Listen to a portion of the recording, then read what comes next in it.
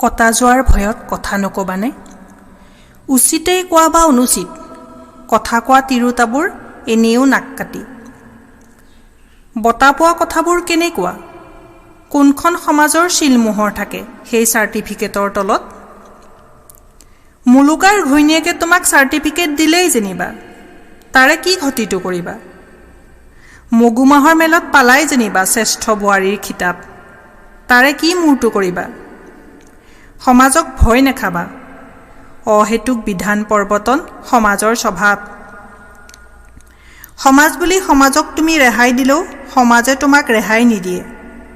তুমি সমাজক প্ৰশ্ন কৰা, যুক্তি সোধা, যদি তোমাক বঁটা নেলাগে। নহ'লে কি হ'ব? একেশ্বৰে পখিলন্ত গৰ্তৰ ভিতৰ। নুবুজিলো আইগৰাকী, মুলুকাৰ ঘৈণীয়েকে বুজাই ক'বনে? ক'ব লাগিছেনে?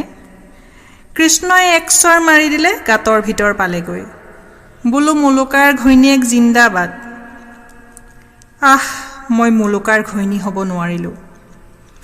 সমাজৰ মাৰ্কিং ছিষ্টেমটো এনেকুৱা: সোনকালে শুই উঠাত 1 নম্বৰ, চোতাল ঘৰ সাৰি গোসাঁই ঘৰ সোমোৱাত 3 নম্বৰ, সেন্দুৰ পৰিধানত 5 নম্বৰ, হাঁহি মুখেৰে পেটৰ বিতৃষ্ণা লুকুৱাই ৰখাত 10 নম্বৰ, আৰু সেৱা চেৱা চাদৰ মেখেলা হয় উজুৰতো যথেষ্ট নম্বৰ। মানে সমাজৰ যিমান ইচ্ছা সিমান। সমাজৰ কিছুমান তিৰোতাক এই মাৰ্কশ্বিটখন নালাগে, তেওঁলোকৰ অন্য কিছুমান যোগ্যতা থাকে।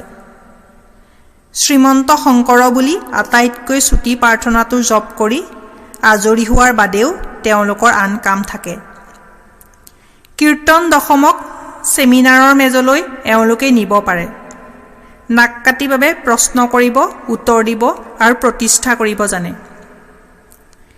সমাজ বেয়া পাওঁ এইবাবেই যে সমাজে জাপি দিব খোজে, এনেকৈ থাক, এনেকৈ পিন্ধ, এনেকৈ খোজকাঢ়, সেন্দুৰ পিন্ধ, চাদৰ পিন্ধ, খালী ডিঙি খালী কাণে নাথাক।